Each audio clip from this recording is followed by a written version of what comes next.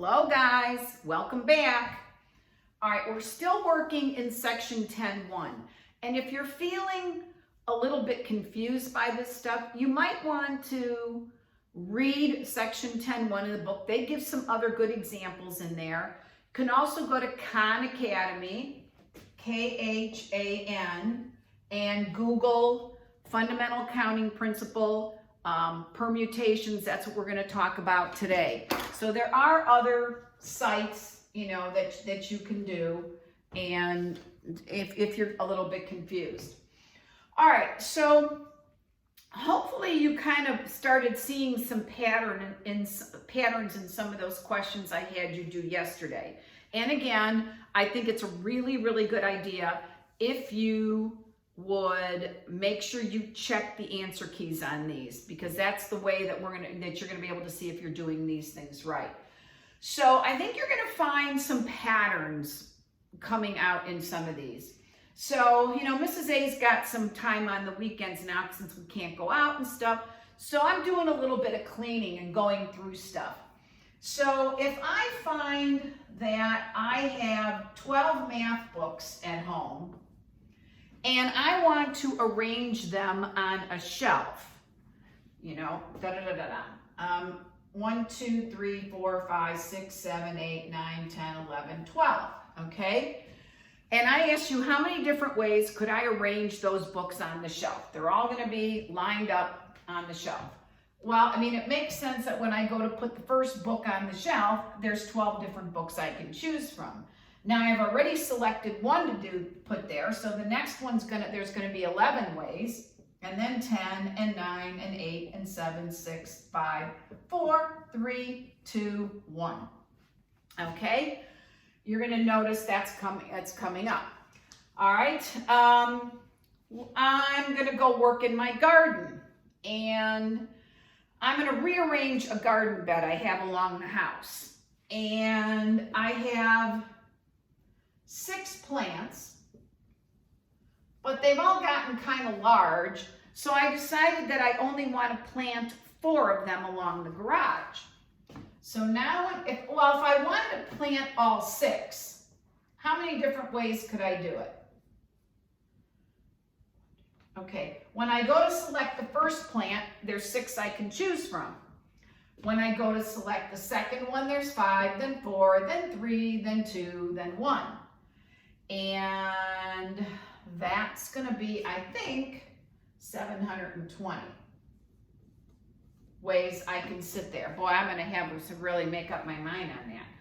So I think you're going to find that this type of scenario comes up when we're doing these fundamental counting principles.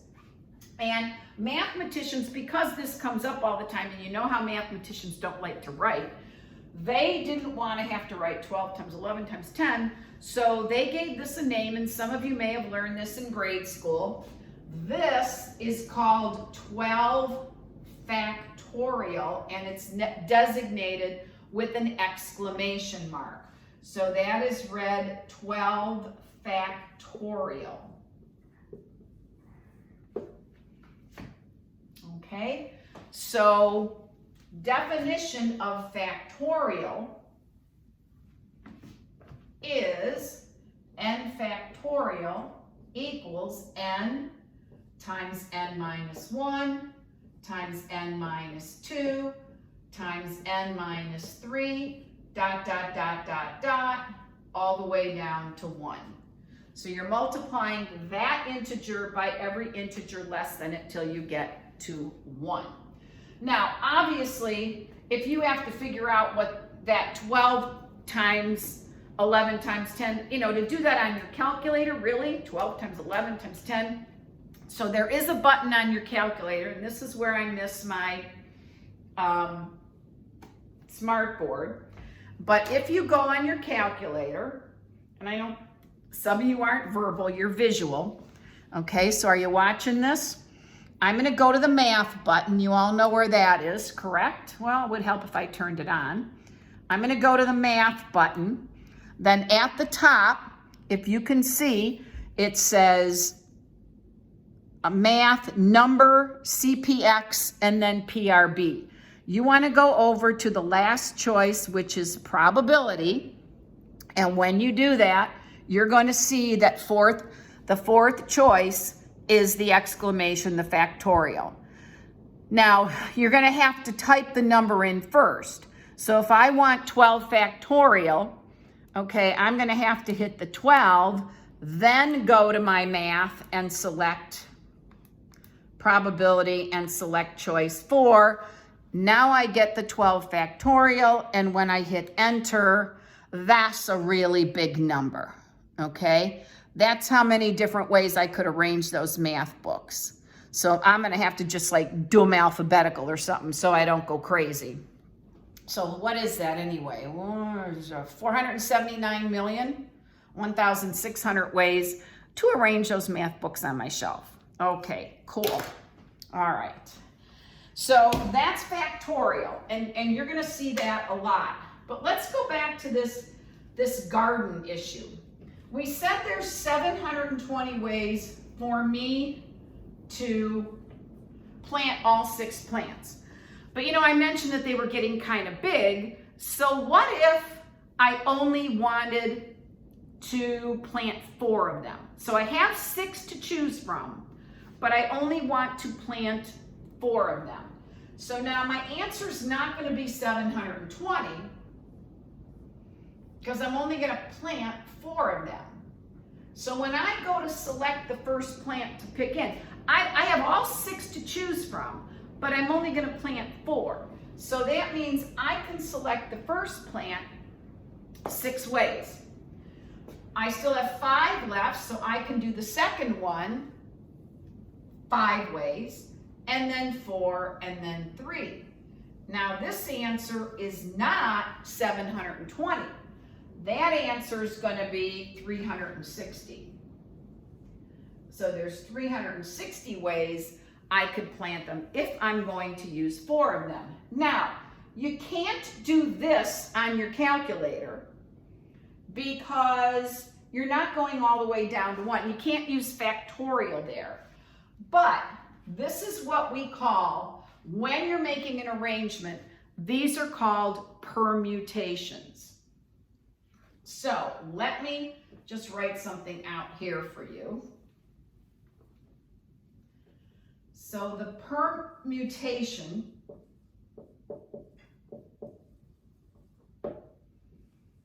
of n objects using all n is n factorial. So that was the case with the book. So a permutation is an arrangement. That's the one word I want you to remember. Arrangement. So if I'm asking how many ways I can arrange books on a shelf, how many ways can I plant flowers in a bed, how many ways can I put players in a lineup, that's an arrangement, okay? And how many ways can I make a code, or what do you call it, a combination for my locker? Order is important. That is called a permutation. If you are going to use all of the objects that you have, if you have n objects, there's going to be n factorial ways you can do it. Just like the 12 books. If I have 12 math books and I'm going to arrange all 12 of them on a shelf, then there's going to be 12 times 11, all the way down to 1. There's going to be 12 factorial. What was that? 409 million or whatever that was, ways to do that. Okay, so that is called the permutation of n objects, is n factorial. And you know how to do factorial. So what's another good example? Well, the lineup is a good one. Or making a password. You know, if you have a password and you want to use, you know, your 4 favorite numbers, and you want to know how many ways you can put that into a password, it's going to be 4 factorial. Assuming you use each letter, all 4 letters, and you use each one once, it's going to be 4 factorial. Okay? Now, when we don't use all the numbers. So there's the example of, let's give another one. What if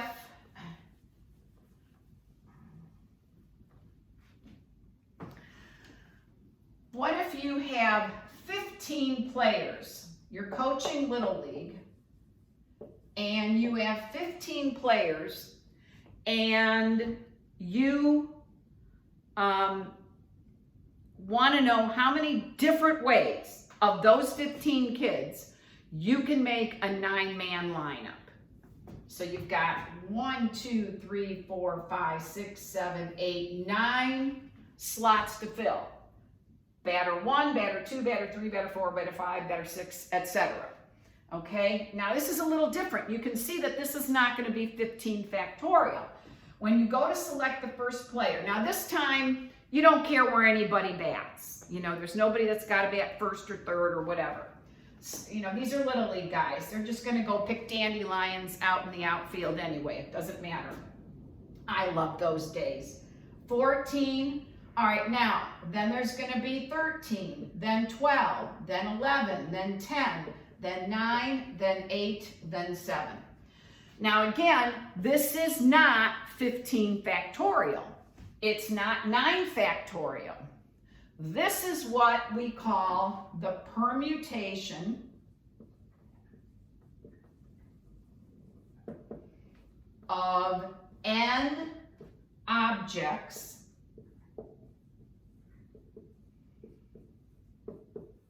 taken R at a time.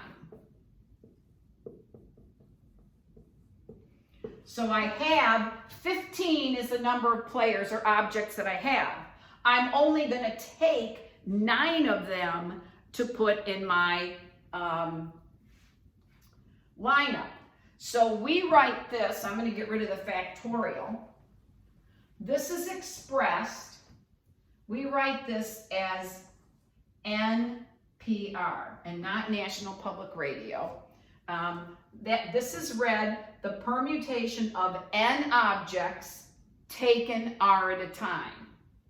Now the formula for this is n factorial over n minus r factorial.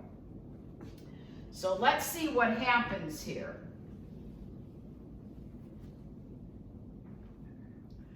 So notice in this one, it's going to be 15 factorial over